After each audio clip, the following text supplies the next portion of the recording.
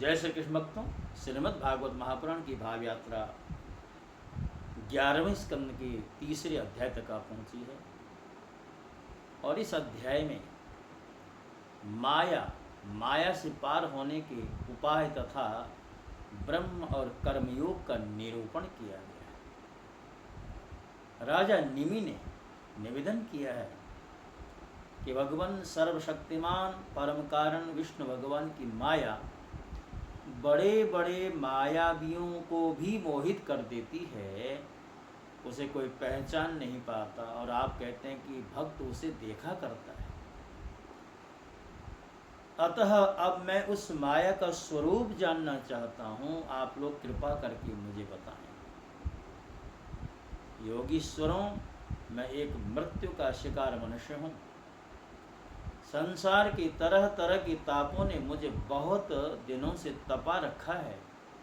आप लोग जो भगवत कथा रूप अमृत का पान करा रहे हैं, वह उन तापों को मिटाने की एकमात्र औषधि है। राजा के निवेदन को जैसे ही तीसरे योगीश्वर ने सुना है, जिनका नाम है अंतरिक्ष। अंतरिक्ष कहते हैं कि भगवान की माया स्वरूपता अनिर्वचनीय है, इसलिए उसके कार्यों के द्वारा ही उसका निरूपण होता है। आदि पुरुष परमात्मा जिस शक्ति से संपूर्ण भूतों के कारण बनते हैं और उनके विषय भोग तथा मोक्ष की सिद्धि के लिए अथवा उपासकों की उत्कृष्ट सिद्धि के लिए स्वनिर्मित पंचभूतों के द्वारा नाना प्रकार के देव मनुष्य आदि शरीरों की सृष्टि करते हैं, उसी को माया कहते हैं। इस प्रकार पंच महाभूतों के द्वारा बने हुए प्राणी शरीरों में उन्होंने अंतर्यामी रूप से प्रवेश किया और अपने को ही पहले एक मन के रूप में और इसके बाद 5 ज्ञानेंद्रिय तथा 5 कर्मेंद्रिय, इन 10 रूपों में विभक्त कर दिया तथा उन्हीं के द्वारा विषयों का भोग कराने लगे। वह देहाभिमानी जीव अंतर्यामी के द्वारा प्रकाशित इंद्रियों के द्वारा विषयों का भोग करता है और इस पंच भूतों के द्वारा निर्मित शरीर को आत्मा या अपना स्वरूप मान लेता है। अब वह कर्मेंद्रियों में सकाम कर्म करता है और उनके अनुसार शुभ कर्म का फल सुख और अशुभ कर्म का फल दुख भोग करने लगता है। इस प्रकार यह जीव ऐसे अनेक अमंगलमय कर्म गतियों को उनके फलों को प्राप्त होता है और पंच महाभूतों के प्रलय पर्यंत विवश होकर जन्म के बाद मृत्यु और मृत्यु के बाद जन्म को प्राप्त होता है। जब पंचभूतों के प्रलय का समय आता है, तब अनादि और अनंत काल स्थूल तथा सूक्ष्म द्रव्य एवं गुणरूप इस समस्त व्यक्त सृष्टि को अव्यक्त की ओर, उसके मूल कारण की ओर खींचता है। उस समय पृथ्वी पर लगातार 100 वर्ष तक भयंकर सूखा पड़ता है, वर्षा बिल्कुल नहीं होती। प्रलय काल की शक्ति से सूर्य की उष्णता और भी बढ़ जाती तथा वे तीनों लोकों को तपाने लगते हैं। ये भगवान की माया है। उस समय शेषनाग संकर्षण के मुंह से आग की प्रचंड लपटें निकलती और वायु के प्रेरणा से वे लपटें पाताल लोक से जलाना आरंभ करती तथा और भी ऊंची ऊंची होकर चारों फैल जाती हैं। ये भगवान की माया। इसके बाद प्रलयकालीन सांवर्तक मेघगण हाथी की सूंड के समान मोटी मोटी धाराओं से 100 वर्ष तक बरसता रहता है। उससे यह विराट ब्रह्मांड जल में डूब जाता है और यह भी भगवान की माया। राजन, उस समय जैसे बिना ईंधन के आग बुझ जाती है, वैसे ही विराट पुरुष ब्रह्मा अपने ब्रह्मांड शरीर को छोड़कर सूक्ष्म स्वरूप अव्यक्त में लीन हो जाते हैं। यही भगवान की लीला है, माया है। वायु पृथ्वी की गंध खींच लेती है, जिससे वह जल के रूप में हो जाती है, और जब वही वायु जल के रस को खींच लेती है तब वह जल अपना कारण अग्नि बन जाता है। यही भगवान की माया। जब अंधकार अग्नि का रूप छीन लेता है तब वह अग्नि वायु में लीन हो जाती है, और जब अवकाश रूप आकाश वायु की स्पर्श शक्ति छीन लेता है तब वह आकाश में लीन हो जाता है। यही भगवान की माया है। यह सृष्टि और संहार करने वाले त्रिगुणमयी माया है। इसका हमने आपसे वर्णन किया। और आप और क्या सुनना चाहते? निमि ने कहा, महर्षि जी, इस भगवान की माया को पार करना उन लोगों के लिए ही तो बहुत ही कठिन है जो अपने मन को वश में नहीं कर पाए। और जब आप कृपा करके यह बताएं कि जो लोग शरीर आदि में आत्मबुद्धि रखते हैं तथा जिनकी समझ मोटी है, वे भी अनायास कैसे पार पाएं। चौथे योगीश्वर प्रबुद्ध कहते हैं कि राजन, स्त्री पुरुष संबंध आदि बंधनों में बंधे हुए संसारी मनुष्य सुख की प्राप्ति और दुख की निवृत्ति के लिए बड़े बड़े कर्म करते रहते हैं। जो पुरुष माया के पार जाना चाहता है उसको विचार करना चाहिए कि उनके कर्मों का फल किस प्रकार विपरीत होता है। वे सुख के बदले दुख पाते हैं और दुख निवृत्ति के स्थान पर दिनों दिन दुख बढ़ता ही रहता है। एक धन को ही लो, इससे दिन पर दिन दुख बढ़ता ही है। इसको पाना भी कठिन है, और यदि किसी प्रकार मिल भी जाए तो आत्मा के लिए तो वह मृत्यु स्वरूप ही है। जो इसकी उलझनों में पड़ जाता है वह अपने आप को भूल जाता है। इसी प्रकार घर, पुत्र, स्वजन संबंधी, पशुधन आदि भी अनित्य हैं और नाशवान।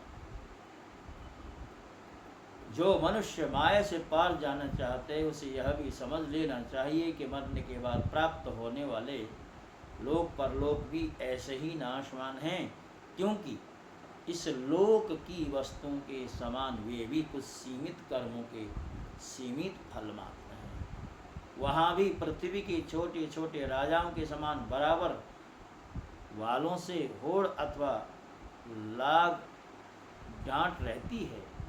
अधिक ऐश्वर्य और सुख वालों के प्रति छिद्रान्वेषण तथा ईर्ष्या द्वेष का भाव रहता है।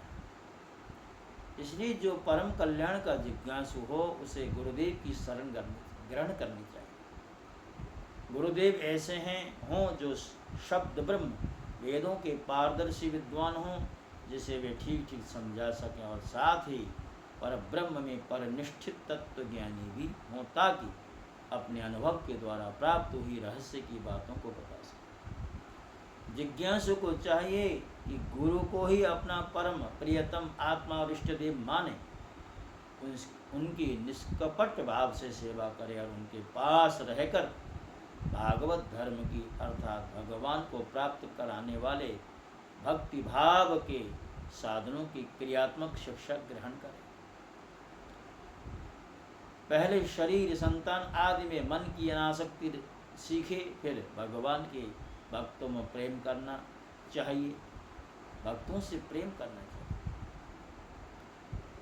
इसके पश्चात प्राणियों के प्रति यथायोग्य दया, मैत्री और विनय की निष्कपट भाव से शिक्षा ग्रहण कर मिट्टी, जल आदि से बाह्य शरीर की पवित्रता, छल कपट आदि के त्याग से भीतर की पवित्रता, अपने धर्म का अनुष्ठान, सहन शक्ति, मौन, स्वाध्याय, सरलता, ब्रह्मचर्य, अहिंसा तथा शीत उष्ण सुख दुख आदि दोनों में हर्ष विषाद से रहित होना सीखे। सर्वत्र अर्थात समस्त देश काल और वस्तुओं में चेतन रूप से आत्मा और नियंता रूप से ईश्वर को देखना, एकांत सेवन यही मेरा घर है ऐसा भाव न रखना, गृहस्थ हो तो पवित्र वस्त्र पहनना और त्यागी हो तो फटे पुराने पवित्र चिथड़े जो कुछ प्रारब्ध के अनुसार मिले उसी में संतोष करना सीखे। भगवान की प्राप्ति का मार्ग बतलाने वाले शास्त्रों में श्रद्धा और दूसरे किसी और शास्त्र की निंदा न करना, प्राणायाम के द्वारा मन का, मौन के द्वारा वाणी का और वासनाहीनता के अभ्यास से कर्म का संयम करना। राजन, भगवान की लीलाएं अद्भुत हैं। उनके जन्म, कर्म और गुण दिव्य होने का श्रवण, कीर्तन और ध्यान करना तथा शरीर से जितनी चेष्टाएं हैं सब भगवान के लिए करना सीखें। यज्ञ, दान, तप अथवा जप, सदाचार का पालन और स्त्री, पुत्र, घर, अपना जीवन, प्राण तथा कुछ जो कुछ अपने को प्रिय लगता हो सबका सब भगवान के चरणों में निवेदित करना। जिन संत महापुरुषों ने सच्चिदानंद स्वरूप भगवान श्री कृष्ण का अपने आत्मा और स्वामी के रूप में साक्षात्कार कर लिया हो, उनसे प्रेम और स्थावर जंगम दोनों प्रकार के प्राणियों की सेवा, विशेष करके मनुष्यों में भी परोपकारी सज्जनों की और उनमें भी भागवत प्रेमी संतों की करना सीखे। भगवान के परम पावन यश के संबंध में ही एक दूसरे से बातचीत करना और इस प्रकार के साधकों का इकट्ठे होकर आपस में प्रेम करना, आपस में संतुष्ट रहना और प्रपंच से निवृत्त होकर आपस में आध्यात्मिक शांति का अनुभव करना सीखें। राजन, श्री कृष्ण राशि राशि पापों के एक क्षण में भस्म कर देते हैं। सब उन्हीं का स्मरण करें और एक दूसरे को स्मरण करावें। उनके हृदय की बड़ी विलक्षण स्थिति होती है जो इस तरह का व्यवहार करते हैं। कभी कभी वे इस प्रकार चिंता करने लगते हैं कि जब तक भगवान नहीं मिले क्या करूं, कहाँ जाऊं, किसे पूछूं, कौन मुझे उनकी प्राप्ति करावे। इस प्रकार सोचते सोचते रोने लगते हैं। तो कभी भगवान की लीला की स्फूर्ति हो जाने से ऐसा देख कर कि परम ऐश्वर्यशाली भगवान गोपियों के डर से छिपे हुए हैं, खिलखिलाकर हंसने लगते हैं। कभी कभी उनके प्रेम और दर्शन की अनुभूति से आनंदमग्न हो जाते हैं। ये स्थिति रहती है भक्तों की। राजन, जो इस प्रकार भागवत धर्मों की शिक्षा ग्रहण करता है उसे उनके द्वारा प्रेम भक्ति की प्राप्ति हो जाती है। राजा निमि ने प्रश्न किया, महर्षियों, आप लोग परमात्मा का वास्तविक स्वरूप जानने वालों में सर्वश्रेष्ठ हैं, इसलिए मुझे यह बताएं कि परब्रह्म परमात्मा का नारायण नाम से वर्णन किया जाता है, उनका स्वरूप क्या है। पांचवें योगेश्वर पिप्पलायन जी बोले, राजन, जो इस संसार की उत्पत्ति, स्थिति और प्रलय का निमित्त कारण और उपादान कारण दोनों ही हैं, बनाने वाले भी हैं और बनने वाले भी, परंतु स्वयं कारण रहित हैं, जो स्वप्न, जागृत और सुषुप्ति अवस्थाओं में उनके साक्षी के रूप में विद्यमान रहता है और उनके अतिरिक्त समाधि में भी ज्यों का त्यों एक रस रहता है, जिसकी सत्ता से ही सत्तावान होकर शरीर, इंद्रिय, प्राण और अंतःकरण अपना अपना काम करने में समर्थ होते हैं। उसी परम सत्य वस्तु को आप नारायण समझें। जैसे चिंगारियाँ न तो अग्नि को प्रकाशित ही कर सकती हैं, न जला ही सकती हैं, वैसे ही उस परम तत्व में, आत्मस्वरूप में न तो मन की गति और न वाणी। नेत्र उसे देख नहीं सकते, बुद्धि सोच नहीं सकती, प्राण और इंद्रियां तो उसके पास तक नहीं फटक सकती। नेति नेति इत्यादि श्रुतियों के शब्द भी वह यह है कि इस रूप में उसका वर्णन नहीं करते, बल्कि उसको को बोध कराने वाले जितने भी साधन हैं उनका निषेध करके तात्पर्य रूप से अपना मूल निषेध का मूल लक्षित करा। जब सृष्टि नहीं थी तब केवल एक ही वही था। सृष्टि का निरूपण करने के लिए उसी को त्रिगुण अर्थात सत्व रजतम मई प्रकृति कहकर वर्णन किया गया। फिर उसी को ज्ञान प्रदान होने से, महत्त्व के प्रदान होने से सूत्रात्मा और जीव की उपाधि होने से अहंकार के रूप में वर्णन किया गया। वास्तव में जितनी भी शक्तियाँ हैं, चाहे वे इंद्रियों के अधिष्ठात्री देवताओं के रूप में हों, चाहे इंद्रियों के उनके विषयों के अथवा विषय के प्रकाश के रूप में हों, सब का सब वह ब्रह्म ही है। वह ब्रह्म स्वरूप आत्मा न तो कभी जन्म लेता है न मरता है, वह न तो बढ़ता है न घटता है। जितनी भी परिवर्तनशील पदार्थ हैं, चाहे वे क्रिया, संकल्प और उनके अभाव के रूप में ही क्यों न हो, सबके भूत, भविष्य और वर्तमान सत्ता का वह साक्षी। जगत में 4 प्रकार के जीव होते हैं।